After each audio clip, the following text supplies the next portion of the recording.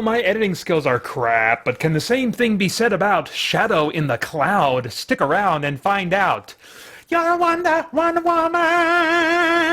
in your satin tights, fighting for rights and the old red, white, and blue.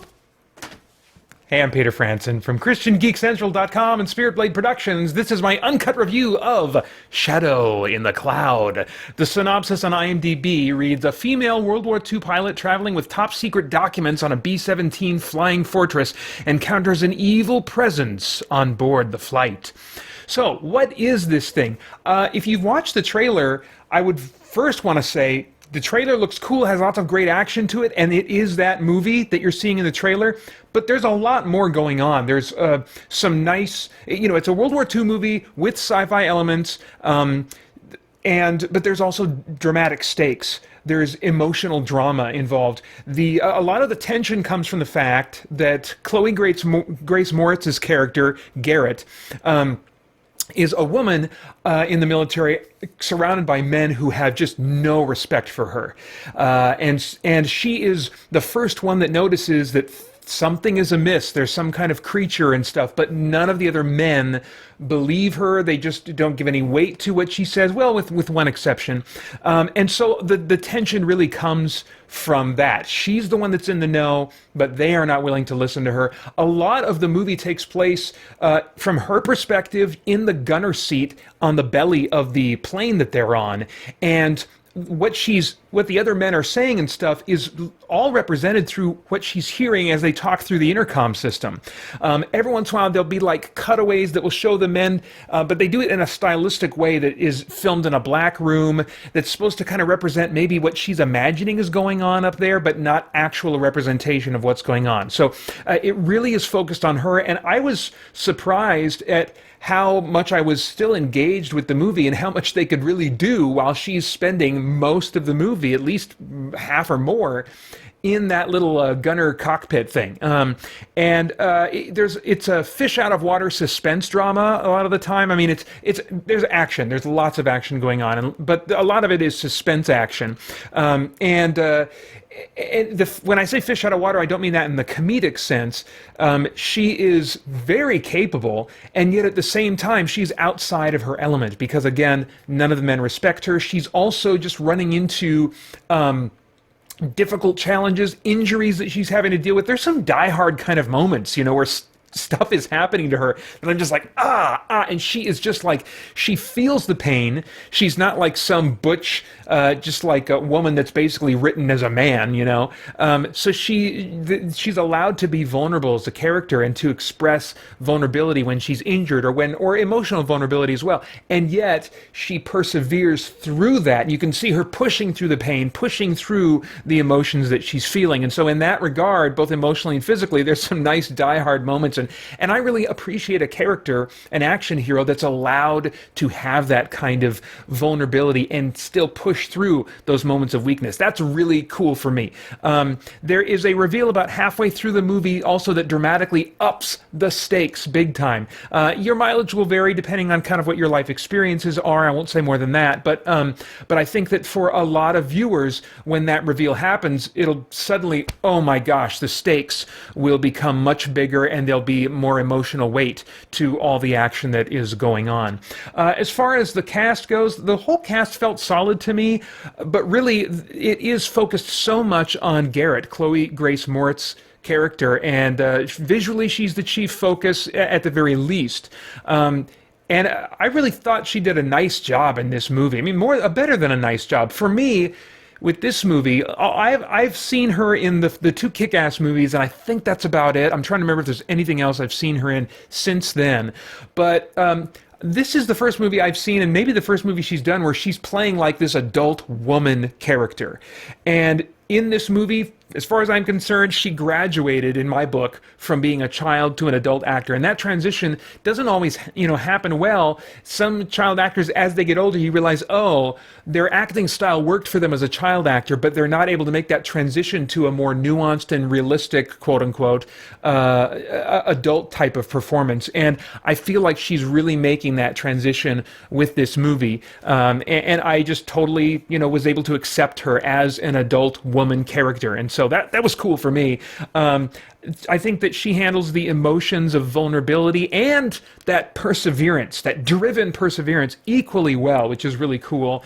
The movie embraces the kind of psychological and emotional, what I would call pseudo-realism that I want, even in crazy stories. I say pseudo-realism because when the premise is weird enough and wild enough, it's not going to work to try to go full-on Saving Private Ryan with psychological realism.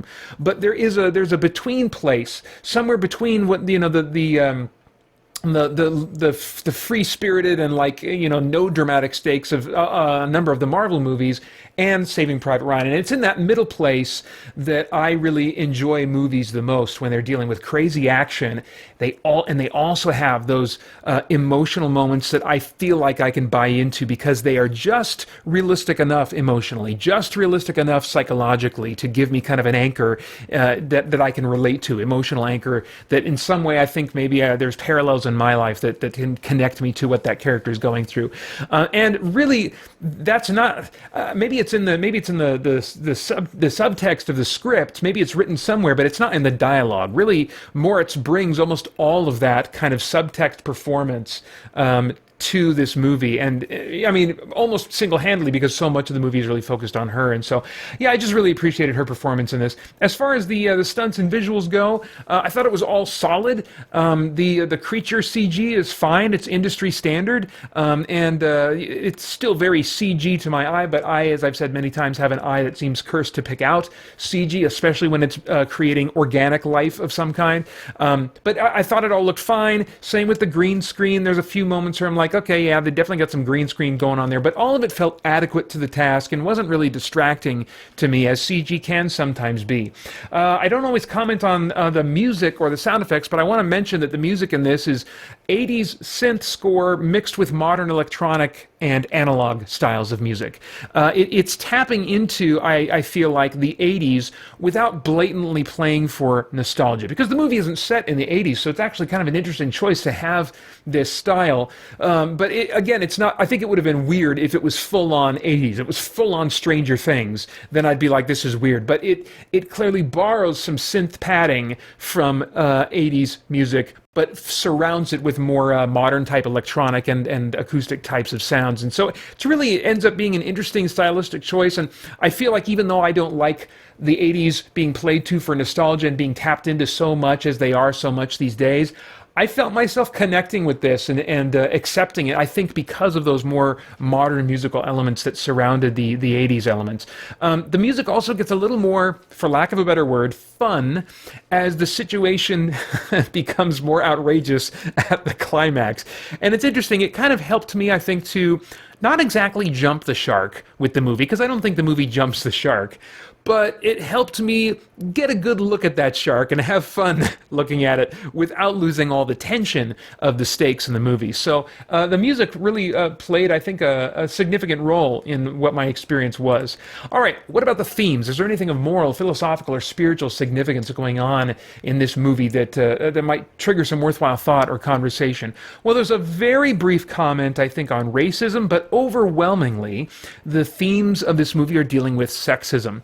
It seems intent on portraying a strong female character who retains the softer characteristics of many women while still being very strong and capable as a character. Near the end, for me, they played these things up just a little too on the nose, and almost preachy, not quite, but almost preachy in like the last maybe 5 to 10 minutes of the movie. And there's a final kind of fourth wall breaking moment that almost seems to express a challenge or defiance even toward the viewers themselves. I don't know. I'll let you watch and tell me what you think of that last moment before they cut away to the credits. Despite the mistreatment that many women have experienced over the years, sometimes in the name of God even, and his intent for men and women, the truth is that the Bible, correctly understood, actually gives very high value to women, certainly equal in value to men. And Jesus in particular treated women with a respect that was very countercultural, very unpopular in his day, and gives actually modern feminists a higher standard to aim for than they currently do in many cases. Feminism, depending on how you define it, it's a tricky word, we got to unpack that, but depending on how you define it, is not a cause I'm personally passionate about, but I appreciate a lot of what they are saying in this movie about women. And even more than that, just on a pure enjoyment level, I appreciate how it made for a more interesting story. Because male action heroes are, unfortunately, I think, not permitted to be as emotionally vulnerable as I think they should be, and should be allowed to be. And Morit's character was certainly allowed to have that kind of vulnerability along with strength in Shadow in the Cloud. And I just thought it made for a much more interesting, relatable character for me to enjoy. Now, I have no idea what your tastes are in movies, but if I were a time traveler, I'd go back in time and say, Vader, okay, rent this one and watch it with your wife. As soon as she has a window to sit down and watch a movie with you, that's how you should watch this for the first time. Maybe even buy it when it's cheap eventually. I mean, you're really going to enjoy this experience. It's a cool, stylistic action movie with sci-fi, very significant sci-fi elements, and it's got a character at the center of it that you can empathize with, and some emotional, dramatic stakes fueling and driving that high-flying action.